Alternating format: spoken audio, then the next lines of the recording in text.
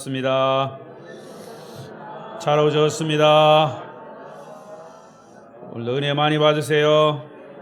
감고사축 감사합니다. 고맙습니다. 사랑합니다. 축복합니다. 하기 싫어도 하세요. 그러면 상대방이 그거 안 받으면 그게 탁 튕겨서서 자기한테 돌아오는 거니까. 오늘 기도하신 우리 박 권사님이 새벽 기도도 열심히 이렇게 지키시고 하셨었는데 지난번에 실족하셔가지고 입원하셔서 오랫동안 고생하셨어요. 근데 연세가 있으시고 그래서 기도 많이 했죠.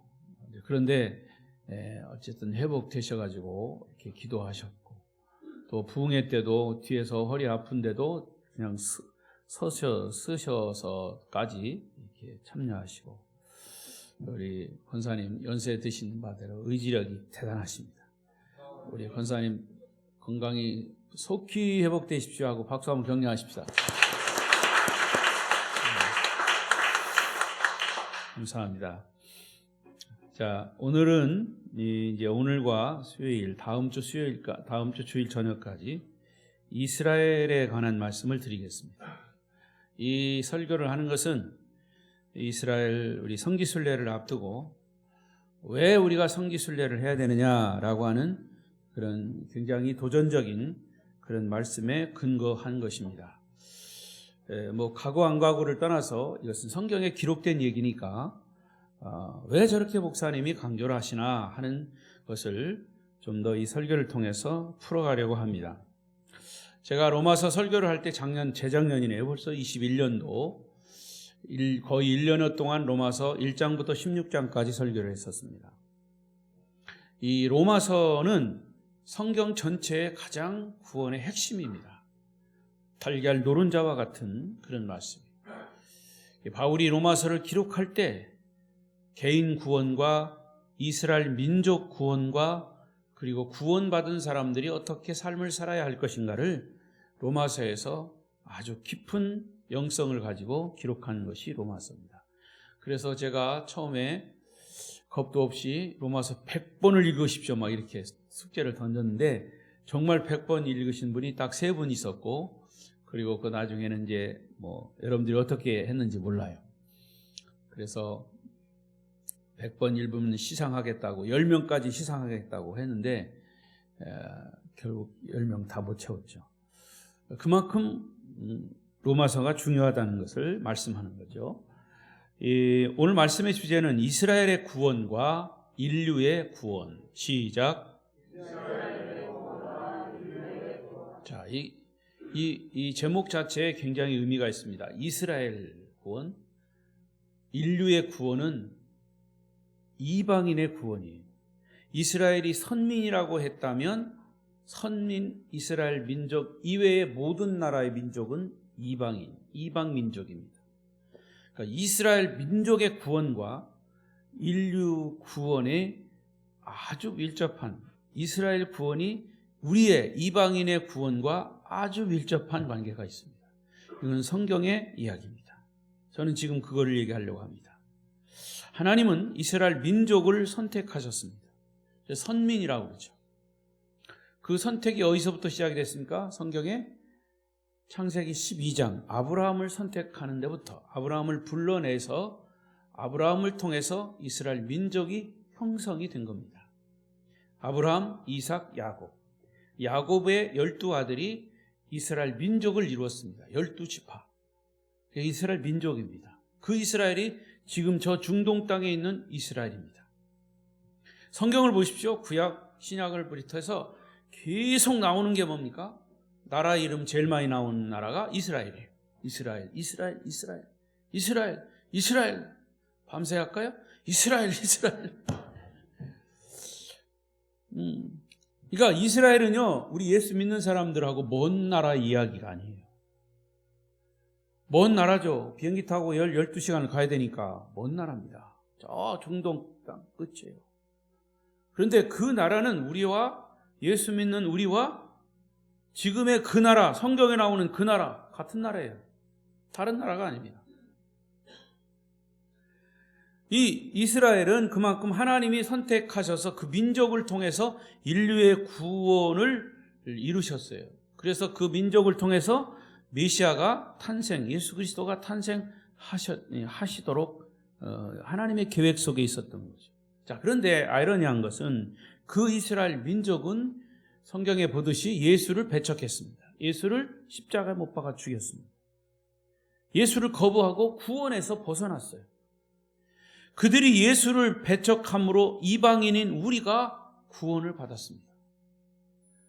구원이라고 하는 공이 그들에게 딱 던져졌는데 그들은 그것을 심부름하면서 자기들은 그것을 받지 않고 자기들도 받고 다른 사람까지 줬으면 얼마나 좋을까. 그런데 자기들은 받지 않고 그 구원의 공을 탁 이방인족에 던져버렸습니다. 그리고 자기들은 구원을 받지 못했어요. 자, 그러면 이 이스라엘 민족은 영원히 구원을 받지 못하는 것일까? 참, 이게 신비로운 일이에요. 자, 왜 유대인들은 2000년 동안 예수를 메시아로 받아들이지 않았을까? 지금도 유대인들은 예수를 인정하지 않습니다. 극히 일부를 제외하고는요. 그런데 유대인들만큼 인류 역사상 그 어느 민족보다 고난을 많이 겪은 나라는 없습니다. 대표적으로 독일로 히틀러 나치에 의해서 유대인들이 이유 없이 600만 명이 한꺼번에 학살을 당했어요. 그 이전에 십자군 원정 때에 그 내용을 살펴보면 유대인들이 굉장히 많이 학살이 됐어요. 그러니까 이 2000년 역사 속에 유대인들처럼 그렇게 학대를 받은 나라가 없어요. 나라가 아예 없어졌어요. 그래서 나라 없이 전 세계에 흩어져 방황하며 살아온 민족이 유대인이에요. 디아스포라, 흩어져서 살았다는 거죠. 여러분, 다른 나라들 같으면요, 2000년 전에 사라졌다면 인류 역사 속에 없어진 거예요. 벌써 없어지고 사람들 기억 속에 없어져 사라진 나라. 그런데 이스라엘은 아직까지 사라지지 않았습니다. 오히려 지금은 독립된 나라가 됐고 이 우리나라 강원도만한 나라가 전 세계에 엄청난 영향력을 행사하고 있습니다. 그게 이스라엘 유대인 민족이에요. 아직도 중동의 한 모퉁이에 있는 이스라엘 나라는 세계 뉴스에 초점이 되고 있습니다. AD 70년 로마 티토 장군의 이끄는 로마 군에 의해서 이스라엘은 멸망합니다. 그 멸망하고 그 후에 2000여 년, 거의 2000여 년 동안 흩어져 살았어요. 그런 나라가 다시 1948년 5월 14일 독립이 됐습니다. 그 독립된 나라가 지금의 중동의 이스라엘입니다.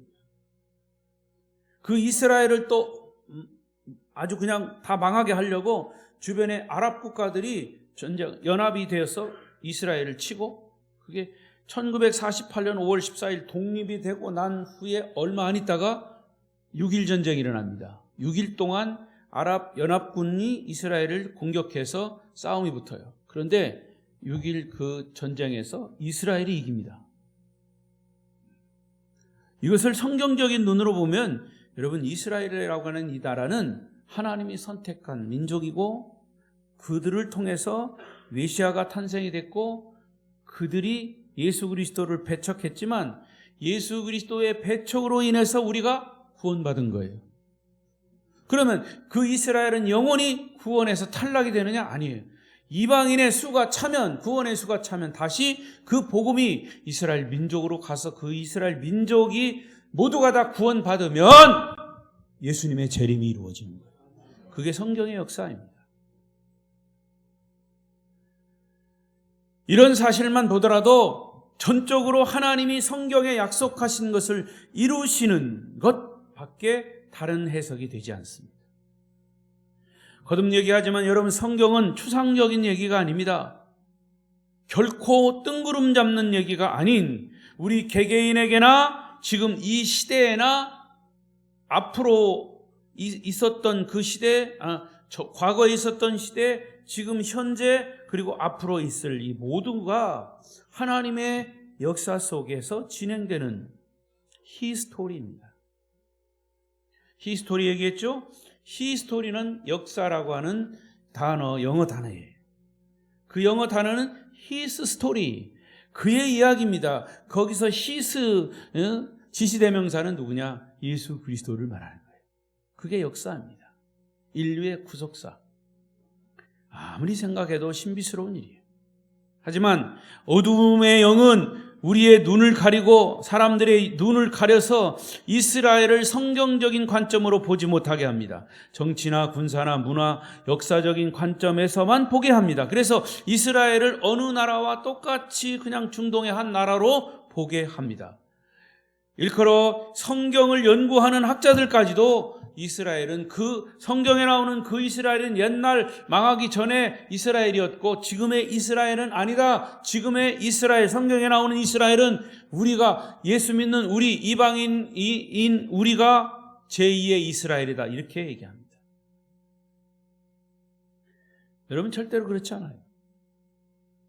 만약에 그게 그렇게 구별해서 본다면 성경은 영원히 풀리지 않는 그냥 숙제로 남아 있습니다. 그러나 그 이스라엘이 지금의 이스라엘, 성경의 이스라엘이 지금의 이스라엘이다라고 하는 이 퍼즐이 맞춰질 때 성경이 열리게 되는 거예요. 열리게 된다니까요. 눈이라도 뜨세요, 그럼. 여러분 영적인 눈이 뜨여지시길 축복합니다. 이스라엘, 지금 이 지상에 교회들이 많지만 이스라엘 구원, 이스라엘 선교 를 말하는 교회는 별로 없어요.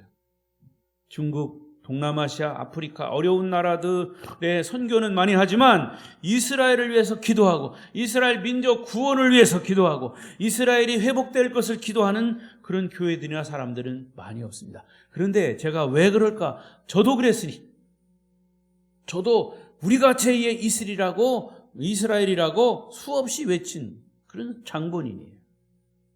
그런데 제가 로마서를 공부하고 또 이스라엘 비전을 가진 이 사람들의 영향을 받고 그 말씀을 들을 때 뒤통수를 하나 맞은 것 같아요. 아, 그렇구나. 그래서 다시 성경을 보기 시작했습니다. 로마서를 보기 시작했습니다.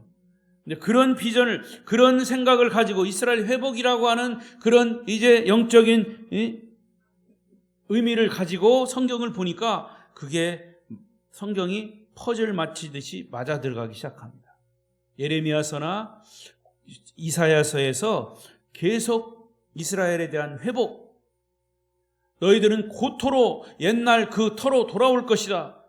너희 흩어진 민족은 다시 고향으로 돌아올 것이다. 이런 이야기가 숱하게 많이 있어요. 그것을 그런 식으로 이스라엘 회복으로 풀지 않으면 풀리지 않는 그런 숙제가 되는 거예요. 특히 이 사도 바울은 유대 민족입니다. 유대인이에요. 사도 바울도.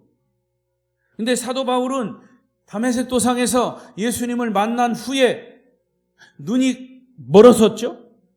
그래서 바나바의 안수를 받고 결국 눈을 떴어요. 근데 그 눈을 뜬 것은 육신의 눈을 떴을 뿐만 아니라 하나님께서 그에게 무슨 사명을 줬냐? 이방인 구원 사명을 주신 거예요. 이방인 구원 사명을 주셔서 유럽을 1, 2, 3차에 걸쳐서 유럽 전도 여행을 계속합니다. 그게 사도행전의 역사예요. 사도행전 이야기예요. 그런데 이렇게 사도행전 유럽을 돌면서 전도를 하더라도 바울의 마음속에는 어떤 마음이 있냐? 자기 민족 구원에 대한 열망이 있었습니다. 여러분이 가정에서 예수 믿고 구원받아서 그 감격이 있으면 믿지 않는 가족들을 구원하려고 하는 그런 열망이 있어요, 없어요? 없는 것 같으네. 있어요, 없어요? 있어요. 누구보다도 있잖아요. 그래서 늘 그거를 위해서 기도하고 그 대표적인 가족이 우리 가족이에요. 우리 아버지 가족. 또 얘기하지만 예? 우리 아버지는 10남매의 맏아들이에요. 남동생 3세, 여동생 6. 근데 그 유교 가정에서 우리 아버지가 맏아들로 태어났어요. 철저하게 우리 할아버지는 유교. 제사를 그냥 끊임없이 지내요. 그런데 이성복 목사님의 이 집회에 참석해서 은혜 받고 신학교 가서 목사가 됐어요. 철저한 유교 가정의 맏아들이 맏상주가 예수를 믿게 됐으니 너는 내 아들 자격 없다. 맏아들 자격 없다. 호적 파서 쫓아냈어요. 우리 아버지 쫓아냈어요. 쫓겨나왔어요. 그리고서 평생 목회하시면서 그 동생들을 위해서, 부모 구원을 위해서 늘 눈물로 기도하셨어요. 어느 날 새벽에 우리 어머니가 아버지 기도한 자리를 보니까 방석이 흔하게 젖어 있더래요. 그래서 이 양반이 물 잡수다가 물을 엎질렀나 했는데 그게 아니에요. 눈물로 기도하다가 방석이 젖은 거예요.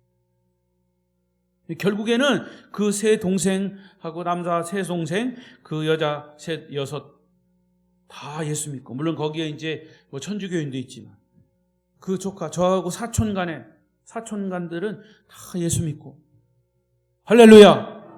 그러니까 가족에 대한 그 구원에 대한 열망은 끊임없이 있어요. 그래서 사도 바울이 이방인들을 전도하면서 자기 마음속에 가진 게 늘 이 자기 민족에 대한 구원이에요. 그래서 바울이 가는 곳마다 거기에 회당을 지었고 유대인 그 회당을 지어놓고 거기서 말씀을 가르치고 전도했습니다.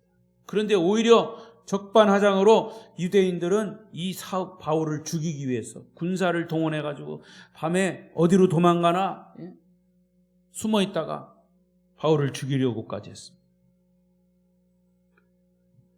예, 사도 바울이 그런 고민과 이런 이 열정 때문에 결국 기록으로 남긴 책이 로마서입니다. 그래서 이 로마서는 제가 말씀드렸죠. 1장에서부터 8장까지는 개인 구원에 대한 거예요. 여러분 개인 구원에 대해서 답답하면 로마서 1장, 8장을 읽어보십시오. 그리고 9장부터 11장까지가 이스라엘 민족 구원에 대한 이야기가 나옵니다. 그래서 11장 제일 첫 장을 제가 읽었습니다. 오늘 말씀 9장부터 11장까지인데 이 11장에서 이 유대인의 그 구원에 대한, 이스라엘 구원에 대한 얘기를 엑기스로 말씀하고, 그래서 그리고 12장부터 16장까지는 구원받은 사람은 어떤 삶을 살아야 하는 것을 거기서 말씀하고 있는 거죠. 이스라엘의 구원과 온 인류의 구원은 이렇게 아주 밀접한 관계에 있습니다. 따라서 이방인의 구원, 이스라엘의 구원, 선민의 구원, 선민이 아닌 이방인의 구원, 이것이 다 온전하게 구원이 이루어질 때 예수님은 재림하시는 거예요. 이것이 성경의 퍼즐입니다. 지금 이스라엘 나라를 성경적인 관점으로 보아야 한다 하는 말이기도 합니다. 이스라엘에 대한 성경적 관점이 없으면 우리가 전도하고 선교하는 그 목적지, 이스라엘 민족, 여러분 그런 선교의 비전이 없으면 목적 없이 항해하는 배와 같습니다. 선교의 최종 목적지는 이스라엘입니다. Back to 예루살렘. 이 복음이 이스라엘 예루살렘에서 시작된 복음이 세계를 한 바퀴 돌았습니다. 바울이 유럽 전체를 복음화했죠. 그 유럽에 있는 복음이 결국 영국의 청교도들에 의해서 아메리카 대륙이 발견되므로 그곳에 복음이 건너갔어요. 그 복음이 다시 선교사들을 통해서 아시아로 왔어요. 아시아, 중국이나 일본이나, 중국은 우리보다 더 복음이 더 빨리 들어갔어요. 그러나 결국 거기는 이제 공산화됨으로 땅 지하로 들어갔죠, 복음이. 그리고 우리까지 왔습니다. 그리고 이 복음이 다시 어디로 가야 되느냐? 다시 예루살렘으로 가는 거예요. 예수님께서 뭐라고 그랬어요? 너희는 예루살렘과 온 유대와 사마리아와 땅끝까지 복음의 증인이 되리라. 그러니까 예루살렘에서 시작된 복음이 그렇게 가는 거예요. 그래서 세계를 한 바퀴 돌아요. 땅끝이 어디예요? 그래서 땅끝이 어디예요? 복음이 시작된 여기가 다 바로 지구가 둥그러니까 한 바퀴 돌아서 다시 그 자리로 가는 게 땅끝이에요. 그리고 또 다른 의미의 땅끝은 여러분 예수 믿지 않는 여러분 가족이 땅끝이에요. 그러니까 맞잖아요.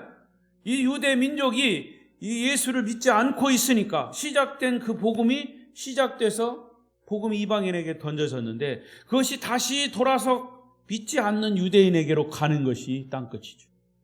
할렐루야.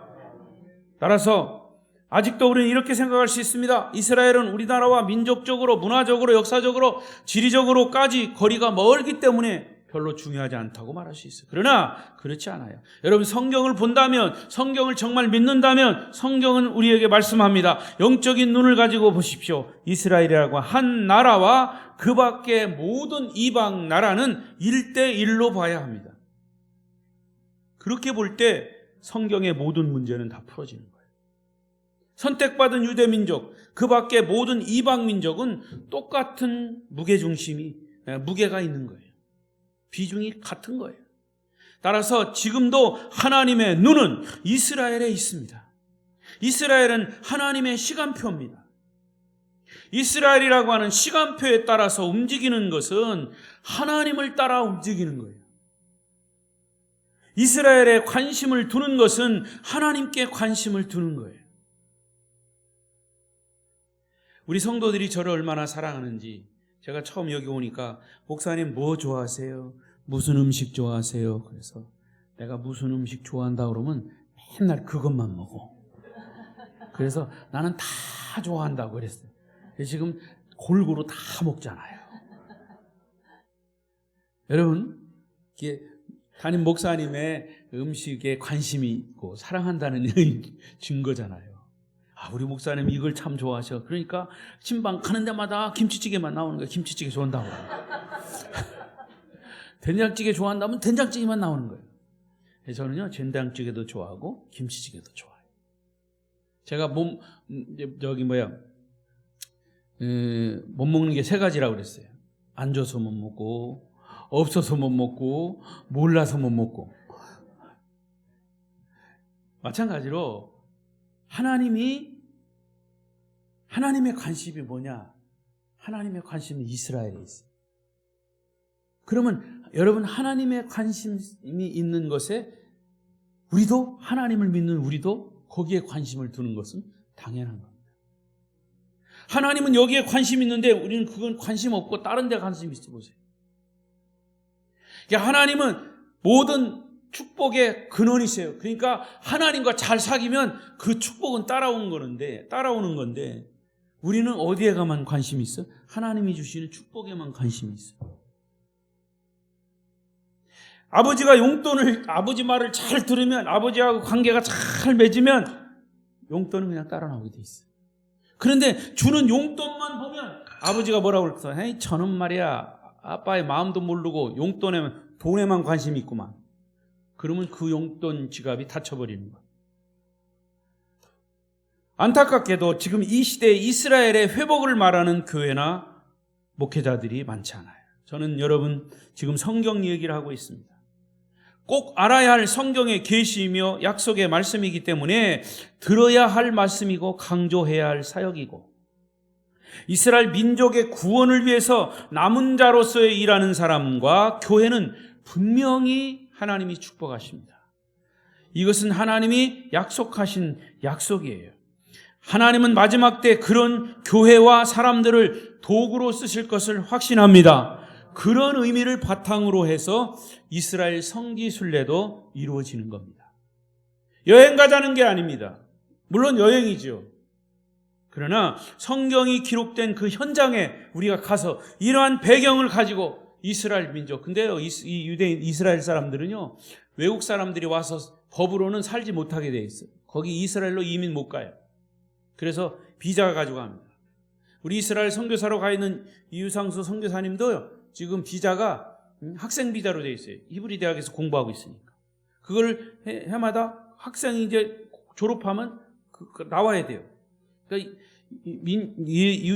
이스라엘로 그 이민을 가지 못하지만 지금은 이제 코로나 때문에 조금 풀려서 성지순례 오는 사람이 전 세계에서요 이스라엘처럼 그 순례하는 사람들이 많은, 그러니까 관광객이 많은 데가 없어요. 성경이 기록된 곳이기 때문에. 그러나 거기를 찾아가는 사람들도 많은 사람들이지만 의미가 다 다르죠. 개인마다 다 다르죠. 그러나 우리 기독교인들이 그곳을 가는 것은 여러분 성경이 기록된 현장입니다. 그리고 또 다른 의미의 그 이스라엘 민족의 구원을 위해서 우리가 그들을 가서 혹시 만나게 되면 만나더라도, 그래서 그 사람들이 외국 사람들 오는 것이요 자기네들을 인정해 주는 것을 굉장히 좋아합니다. 왜냐? 평생 2000년 동안 지금도 이제 고난을 받고 이 천대를 받고 무시를 당하고, 그러니까 그들은 가는 데마다 하나로 딱 뭉쳐가지고, 또 말씀드리자만 노벨상을 제일 많이 받은 민족 나라 사람들이 유대인들이에요. 그만큼 그들은 성경에 근거해서 성경을 철저히 배우면서 하나로 딱 뭉쳐있기 때문에, 또 그것 때문에 시기가 나서 유대인들이 시기와 질투 때문에 핍박을 당하는 경우도 있죠. 로마서 11장에는 구원의 절정, 구원의 대단원이 기록되어 있습니다. 그래서 1절을 보십시다. 1절 시작. 그러므로 내가 말하노니 하나님이 자기 백성을 버리셨느냐? 그럴 수 없느니라. 나도 이스라엘이니요 아브라함의 씨에서 난 자요 베냐민 지파라. 지금 누가 얘기하는 겁니까? 바울이 얘기하는 거예요. 바울. 내가 말하노니 하나님이 자기 백성을, 이스라엘 민족을 버리셨느냐? 아니다. 그럴 수 없다. 하나님은 이스라엘을 영원히 버린 것이 아니다라고 하는 것이, 이스라엘은 없어지지 않았다는 것이요. 그래서 이스라엘은 참 신비한 나라이기도 합니다. 하나님은 이스라엘을 결코 멸망시키지 않습니다. 마지막 때 하나님은 이스라엘을 영적으로 다시 회복시키고자 분명히 약속한 것을 지키십니다. 믿으시기 바랍니다. 이런 사실이 우리와 무슨 상관이 있냐고요? 여러분, 다시 말씀드리지만 영적으로나 선교적으로나 이스라엘의 구원과 우리 그리스도인들과는 뗄래야 뗄 수 없는 관계입니다. 수요일 날에도 이제 또 말씀드리겠지만 이스라엘 민족이 있었기 때문에 우리가 구원받은 거예요. 이방인을 자물쇠로 본다면 이스라엘은 열쇠입니다. 그 자물쇠를 열 수 있는 열쇠라고 말합니다. 자물쇠는 열쇠가 있어야 열 수도 있듯이 절대로 이스라엘의 구원이 없이 이방인 구원은 없는 겁니다. 이것이 성경에서 말하는 강조점이에요. 하나님의 뜻이에요. 하나님은 이방인을 구원하기 위해서 이스라엘의 눈과 귀를 닫으셨어요. 잘 들으세요. 이방인을 구원하기 위해서 자기 나라 선민의 눈과 귀를 닫으셨다. 그래서 이방인이 구원을 받은 겁니다. 자, 구원의 공이 이스라엘 선택으로 인해서 그들에게 갔습니다. 근데 그들이 예수를 배척함으로 인해서 그 구원의 공이 이방인으로 딱 넘어가 버린 거예요. 그래서 그 구원의 공을 사도 바울이 딱 받아가지고 그걸 전 세계 유럽으로 복음을 전한 겁니다. 자, 그렇다면 공을 던져버린 이스라엘이 실패했냐? 아니다. 하나님의 영원한 버림을 받았느냐? 아니다. 반드시 그 이스라엘도 구원하신다. 예수님을 못 박은 이후 지금까지도 이스라엘은 예수님을 배척하고 있어요. 보세요.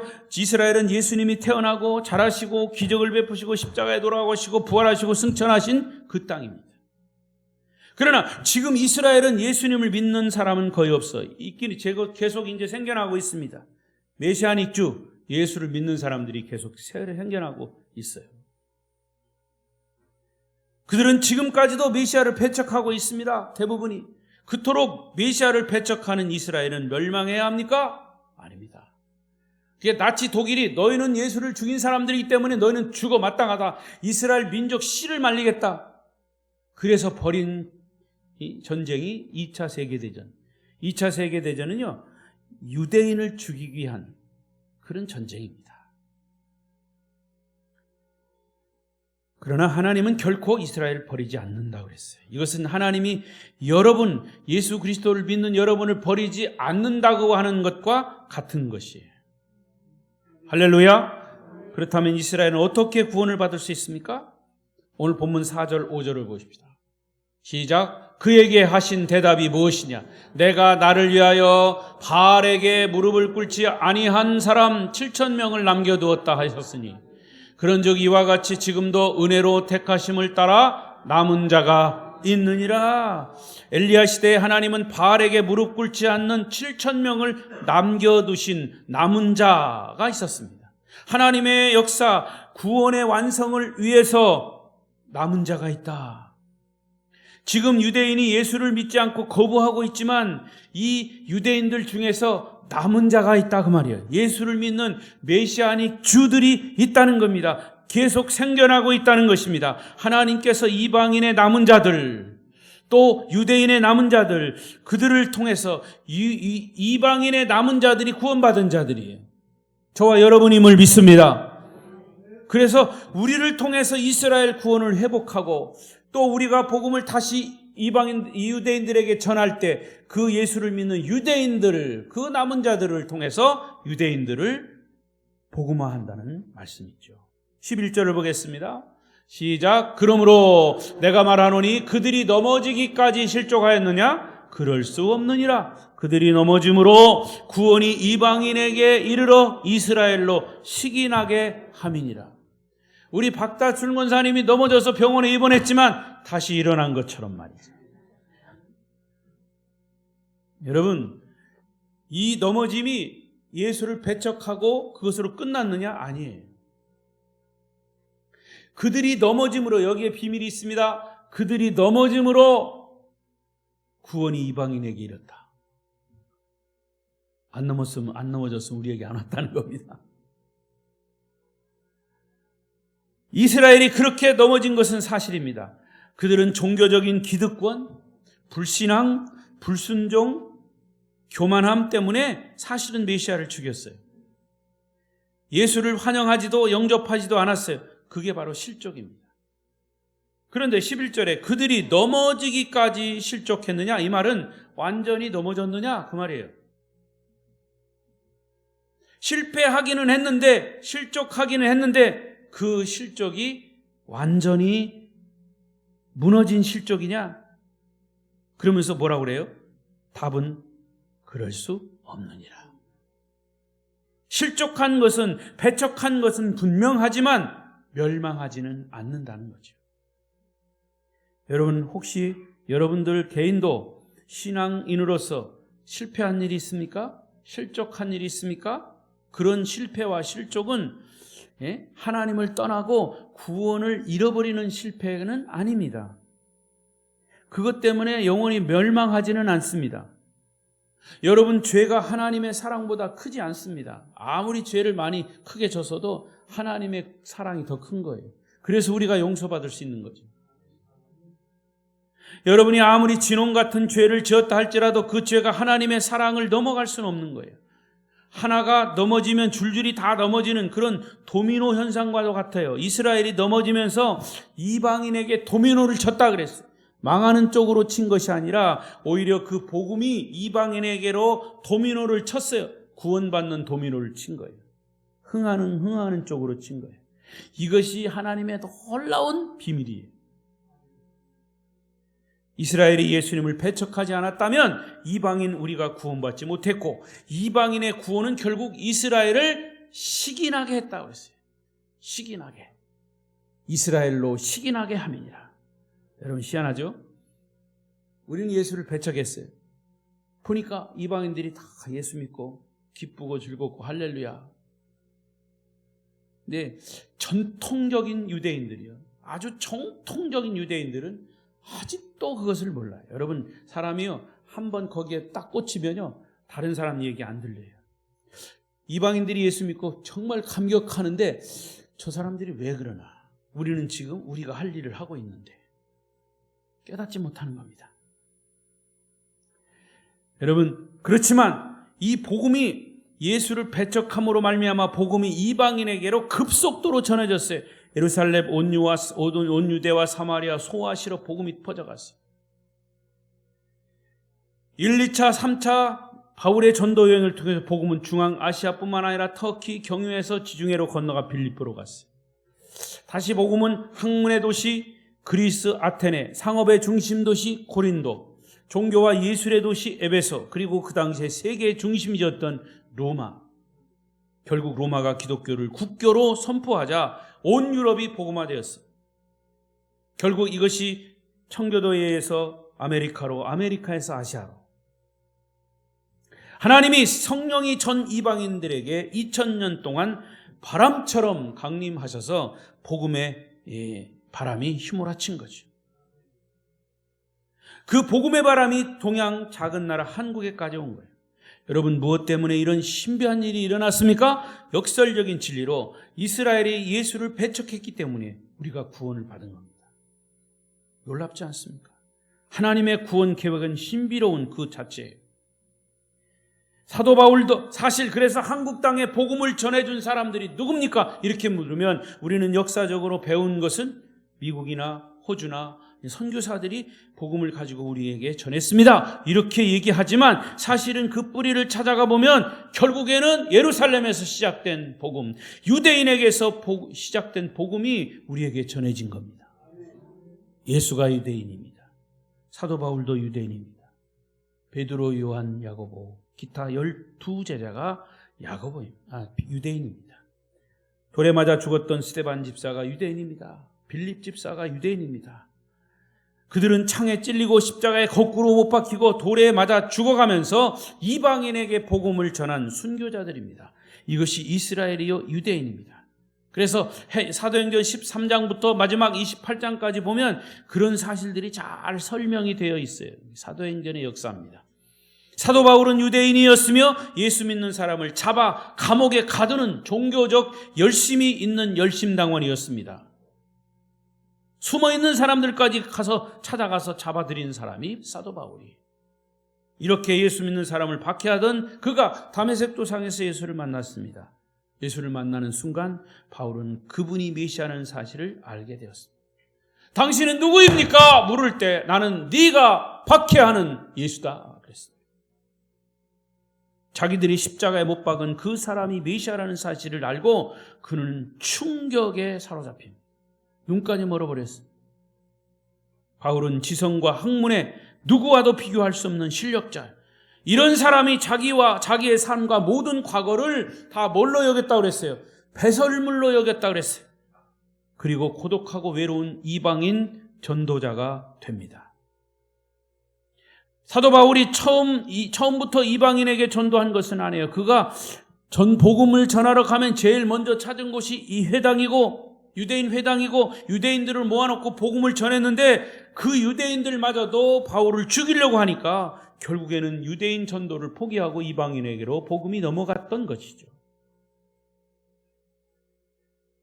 그래도 바울은 예수를 전하는 것을 멈출 수가 없습니다. 유대인 회당에서 유대인들에게 복음을 전하면 유대인들은 귀를 막고 눈을 막고 믿지 않았어요.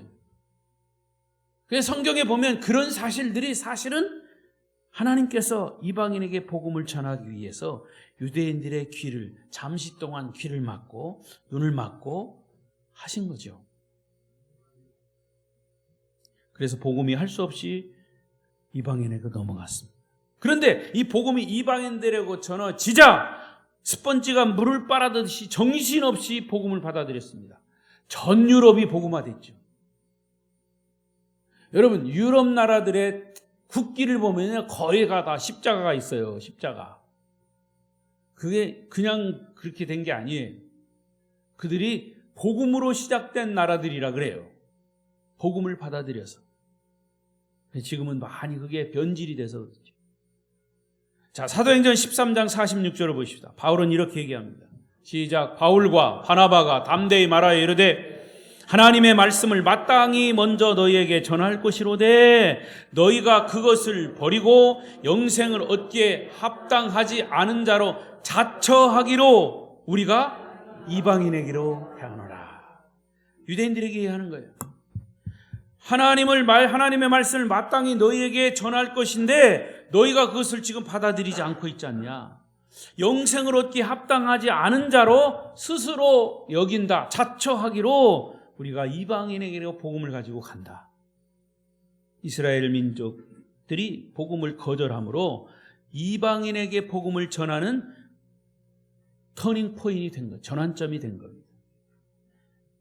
그래서 사도행전 13장 48절에 보면 이방인들이 어떻게 복음을 받아들였는가를 설명합니다. 시작. 이방인들이 듣고 기뻐하여 하나님의 말씀을 찬송하며 영생을 주시기로 작정된다는 다 믿더라. 할렐루야. 이방인에게 복음이 딱 던져지니까 그것을 다 받아들이는 사람은 다 믿게 됐다는 거예요. 저는 여러분의 실패나 여러분의 아픔이 오히려 여러분의 믿지 않는 가족이 예수를 믿는 기회가 되기를 바랍니다. 예수 믿는 것 때문에 박해를 당하면 언젠가는 그 기도를 통해서 하나님이 그 가족이나 그 민족, 그 나라를 구원하십니다. 예수 믿는 것 때문에 내가 아플 수 있습니다. 고난을 당할 수 있습니다. 사업에 실패할 수 있습니다. 느닷없이 직장에서 명퇴를 당할 수 있습니다. 그러나 이런 일련의 고난들을 조용히 묵상해 보면 하나님이 나를 그렇게 사랑하셔서 구원하시기 위해서 그런 어려움을 주셨구나. 여러분, 하나님 없는 실패는 영원한 실패지만 하나님이 함께 하시는 실패는 오히려 축복이 됩니다. 이스라엘의 실패는 그 당시에는 잘못된 것처럼 보였지만 유대인들이 오만, 불순종, 불신앙, 종교적인 기득권 때문에 매를 맞긴 했지만 그 덕분에 이방인인 여러분과 제가 구원받을 수 있지 않았습니까? 은혜인 줄로 믿습니다. 12절을 보십시다.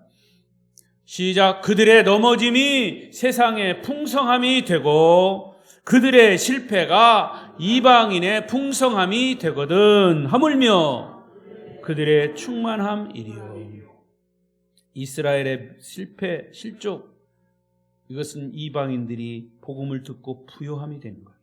이스라엘의 실패가 이방인의 구원이 되었다면 하물며 이스라엘 민족, 이제는 이스라엘 민족이 예수를 구주로 영접할 차례다, 그 말입니다. 이것이 하나님의 신비, 인류 구원의 계획, 하나님의 신비로움이 거기에 있는 것입니다. 하나님은 이스라엘을 떠나신 것이 아니고 이방인을 구원하기 위해서 이스라엘을 희생시킨 겁니다. 이제 우리는 영적으로는 사막 같은 이스라엘을 위해서 빚진 자로서 그들을 구원하기 위해서 때로는 눈물이 있어야 되고 기도가 있어야 되고 때로는 작은 우리의 깜냥껏 선교비도 보내고 할 수만 있으면 선교사도 파송하고 그들의 구원을 위해서 우리는 힘을 더해야 합니다. 그러면 누가 제일 기뻐할까요? 하나님이 기뻐하십니다. 왜? 하나님의 관심은 거기에 이스라엘에 있기 때문에. 이스라엘을 돕는 자들에게 하나님은 축복하신다고 했어요. 여러분, 구멍난 병에 물을 가득히 채우려면 먼저 해야 할 일이 뭡니까? 그 구멍을 막아야 합니다. 이방인 구원 때문에 구멍이 난 이스라엘, 그 이스라엘 막아놓으면 유대인들은 걷잡을 수 없이 주님께로 돌아올 것입니다. 그래서 지금은 이스라엘 사람들을 전도하는 일은 정말 힘들고 거의 불가능합니다. 아직도 그 나라의 법은 자기 민족끼리는 해당이 되지만 다른 민족이 와서 선교사가 와서 복음을 전하면 못하게 해요. 중국은 뭐 사회주의니까 그렇지만. 수빈이 늦으면 가라. 마지막 반주는 우리 이주엽 집사님 계시니까 괜찮아. 수빈이가 이제 반주 주일 저녁 반주하고 광주로 가야 돼. 학교 가야 되니까. 굉장히 성실한데 목사님이 20분까지는 설교가 끝나줘야 빨리 가서 40분 차를 탈 수 있다고 미리 나한테 선포하시더라고. 그래서 신경을 많이 쓰는 편인데 오늘처럼 조금 늦어질 때는 네가 알아서 이제 가면 돼. 자, 이제 말씀들 정리하겠지만은 아직 좀 남았어요. 사실은요, 지금도요, 이스라엘 민족을 위해서 기도하고 선교하고 하면 사람들은 이상하게 동남아시아 어려운 나라들을 복음 전하는 거 도와주는 것은 허락이 되는데 이스라엘에 무슨 선교를 하냐 이렇게 얘기합니다. 그러나 하나님은 그것이 아니에요. 하지만 그럼에도 불구하고 복음은 그들에게 전해져야 합니다. 하나님의 카이로스, 하나님의 시간에 하나님의 복음의 바람이 일어나야 합니다. 지금 조용히 일어나고 있습니다. 그래서 알리야라고 합니다. 이스라엘 전 세계에 퍼져서 살던 그 유대인들이 어디서 살든지 다시 고국으로 돌아가는 것, 그것을 알리야라고 합니다. 그래서 성경을, 이 로마서를 정말, 로마서를 보고 은혜 받은 사람들이, 그리스도인들이, 어떤 단체는 알리야 단체를 구성을 해서 어디에 살던, 미국에 살던, 소련에 살던, 어떤 흩어져 살던 유대인들을 고국으로 보내는 운동을 해요. 이거 하나님의 계획 속에 들어있는 것이다. 그래서 그들에게 돈이 부족하면 돈도 도와줘서 이사하도록. 그래서 이스라엘 정착촌을 하죠. 정착촌. 이 정착촌 때문에 이 팔레스타인들과 전쟁도 하고 막 충돌이 일어나요. 그 정착촌이 뭐냐? 알리야하는 이 흩어져 있던 이 유대인들이 이스라엘에 가서 살 곳이 있어야 되니까 국가에서 그것을 정착촌을 만들어줍니다. 놀라운 사실은요, 이런 이스라엘 민족이 고국으로 돌아온다라고 하는 것은 이미 성경의 구약 성경, 예레미야, 이사야서에서 기록된 말씀이 지금 성경이 이루어지고 있다는 사실이에요. 이런 사실들을 알으니까 그런 운동을, 이런 깨달은 사람들은 그런 운동을 하는 거예요. 그리고 미국 같은 데서 유대인들이 살다가 뭐 돈도 많이 벌고 부자들이 예수를 만나게 돼요.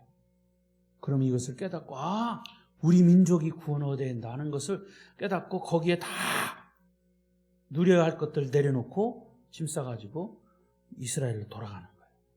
그래서 예수 믿은 사람 유대인들이 가서 자기 민족에게는 복음 전할 수 있으니까 복음을 전하는 거예요. 물론 그들은 자기 민족이라도 마음이 철저히 닫혀 있죠. 그렇지만 하나님이 그렇게 그들의 마음을 열도록 하십니다. 자, 다음 이 수요일에도 얘기하겠지만 로마서 11장 25절을 보십시오. 25절 시작. 형제들아, 너희가 스스로 지혜 있다 하면서 이 신비를 너희가 모르기를 내가 원치 아니하노니, 이 신비는 이방인의 수가 들어오기까지 이스라엘의 더러는 우둔하게 된 것이다. 너희들이 아무리 유대인들이 아무리 똑똑한다 할지라도 하나님의 신비를 너희가 모르고 있다. 너희가 알았으면 좋겠다. 너희가 모르는 것을 내가 원하지 않는다. 사도 바울이 애타는 마음으로 자기 동족을 구원하기 위해서 말하는 거예요. 그래서 이 신비는 이방인들의 복음을 믿는 사람들의 숫자가 차면, 충만한 수가 들어오면 이스라엘은 더러는 우둔하게 된다. 차기까지 아직도 우둔하고 그것을 못 알아들을 거다라는 얘기를 하고 있는 거예요. 가족에게 이 예수 믿으면, 구원받으면 얼마나 기쁜지 감격인지 모릅니다. 그래서 고모 아들도 다 예수를 믿는데 딱 한 사람, 우둔한 사람이 있어요. 고모부. 우리 고모부. 마지막 보루예요. 다른 사람들은 다, 야, 너희도 너희도 가. 근데 나는 안 가. 그게 예수를 아직까지도 깨닫지 못하는 정통 유대인들이. 오늘 말씀 맺겠습니다. 여러분, 하나님의 비밀, 하나님의 관심사, 하나님의 시간표, 하나님의 눈은 지금 이스라엘에 있습니다. 우리 그리스도인들도 이스라엘을 마음에 품고 이스라엘의 회복을 위해서 기도해야 할 이유가 거기 있고, 더 나아가서 그 땅을 밟고 거기서 그들을 위해서 기도하고, 그래서 우리는 성지 순례, 그냥 순례만 하는 게 아니라 이런 말씀의 배경을 가지고 그 나라에 가면 그것은 그 감격이라는 것은 이루 말할 수가 없어요. 제가 처음에 지금 4번 갔다 왔어요. 93년도인가요? 거기에 처음에 갔을 때는 그냥 성지순례 했어요. 야, 이스라엘 성지순례 했다. 근데 2번째 갈 때까지도 잘 몰랐어요. 근데 3번째 갈 때 이 말씀을 깨닫고 그 감격이라는 것은 이루 말할 수가 없어요. 그리고 또 한 번 4번째로 갔었습니다. 기회만 있으면 가서 정말 그들을 위해서 가슴에 품고 기도하고, 왜? 그것은 하나님의 그 계획된, 성경에 계획된 일들이 이루어지는 현장이기 때문에. 저는 제 마음에 이런 감격과 이것을 여러분에게 다 전달할 수가 없어요. 이스라엘의 구원은 우리의 구원. 우리가 구원받은 것은 그들에게 복음을 받았기 때문에 우리는 그들에게 구원의 빛, 사랑의 빛을 진 자들이에요.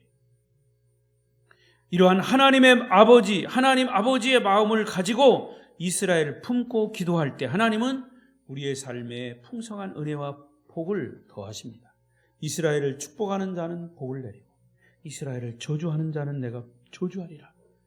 여기 있죠? 시작. 너를 축복하는 자에게는, 너를 저주하는 자에게는 내가 저주하리니 땅의 모든 족속이 너로 말미암아 복을 얻을 것이라 하신지라. 이 하나님이 창세기 12장에서 아브라함을 선택할 때 시작하면서 선포하신 말씀이에요. 아브라함아, 너를 축복하는 자는 내가 복을 내리겠다. 근데 그 아브라함이 그 한 사람 인물을 말하는 게 아니고, 말씀드렸죠? 아브라함, 이삭, 야곱의 12아들을 통해서 이스라엘 민족이 형성이 됐고 그 이스라엘 민족을 축복하는 자는 내가 복을 내리겠다라고 하는 말씀이에요. 그건 지금도 이 말씀은 유효합니다. 이스라엘 민족을 저주하는 자에게는 내가 저주하리니. 그 다음 보세요. 그 다음, 땅의 모든 족속이, 잘 보세요. 땅의 모든 족속이, 모든 유대인이 아닌 모든 이방 민족이 너로 말미암아, 이스라엘 민족으로 말미암아 복을 얻을 것이라 깨닫게 되시기를 바랍니다.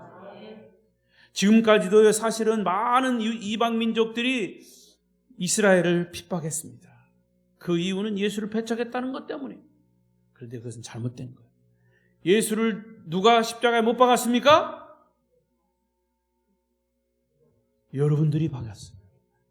여러분들의 죄 때문에 예수가 십자가에 죽은 거죠. 빌라도가 재판을 잘못해서도 아니고, 결국엔 빌라도가 재판할 때 예수는 죄가 없어. 그렇지만 너희들이 십자가에 못 박으라니까 내가 재판을 잊게 내린다. 너희들이 십자가에 못 박은 예수의 피가 너희 후손에게 갈 것이다 그랬죠. 그런데 결국에는 그 의미도 맞지만 예수를 십자가에 못 박은 것은 전체 성경의 그림 속에 보면 바로 나를 위해서요. 내 죄를 위해서 예수가 십자가에 죽은 겁니다. 그래서 이 이스라엘 민족, 선택된 그 민족의 복을 받을 때 그 민족을 통해서 또 다른 이방 민족이 복을 받게 되는 거예요. 그래서 이스라엘이 계속해서 기도하고 개인이나 가정이나 민족이 이스라엘을 위해서, 회복을 위해서 우리가 힘을 도울 때 그 힘을 돕도록 하나님이 복을 주세요. 신기하죠? 여러분, 이스라엘을 축복하면 물질로 하든지 기도로 하든지, 우리가 물질로 도우려면 우리가 물질이 있어야 되잖아요. 누구를 도우려면? 이스라엘 도우려면. 그럼 이스라엘 도우면 하나님이 축복하신다니까. 이게 축복의 원리입니다. 이스라엘을 축복 선교비로 보내고 물질로 축복하려면 하나님이 나를 축복하셔야 이스라엘을 돕죠. 이게 묘한 이 영적인 상관관계가 있습니다. 여기 이스라엘을 축복하는 자는 복을 내리고, 내가 이스라엘 축복합니다. 하나님 뭘로 축복합니다. 기도로 축복하고 물질로 축복했는데 물질이 없어요. 그러면 내가 너에게 물질을 주겠다. 우리에게 물질을 주시면 하나님이 그 물질 가지고 이스라엘 축복하라는 거죠. 이게 역설적인 그런 관계 속에 있습니다. 아무튼 우리는 이 원리를 잘 깨달으십시오. 그래서 이스라엘 회복을 위해서 기도하고, 지금도 이스라엘을 축복하는 나라, 교회, 개인은 하나님이 분명히 이 약속에 근거해서 복을 주실 줄로 믿습니다. 그렇다면 우리가 어떻게 해야 합니까? 당연히 이스라엘을 품고 그들의 구원을 위해서 기도하고 그들을 축복하면 반드시 하나님은 우리를 축복하실 것이다. 그런 의미에서 우리가 성지순례도 하는 겁니다. 여러분, 도전을 받으십시오. 여러 가지 어려운 환경이 있지만, 그러나 이 말씀에 근거해서 내가 평생 하나님 예수 믿으면 성경에 따라서 성경에 근거해서 예수를 믿는다면 성경이 쓰여진 그 현장에 한번 가보고 내가 구원의 사랑의 빚을 진 그곳에 가서 그들을 위해서 기도한다는 것이 얼마나 이건 하나님의 구원 계획을 성취하는 이루고자 하는 그런 장본인이 그런 주인공이 되는 것입니다. 이스라엘의 구원을 위해서 기도하시고 축복하심으로 하나님이 주시는 축복을 누리시는 저와 여러분 되시기를 축복합니다. 축복합니다. 기도하겠습니다. 통성으로 기도하십시다. 하나님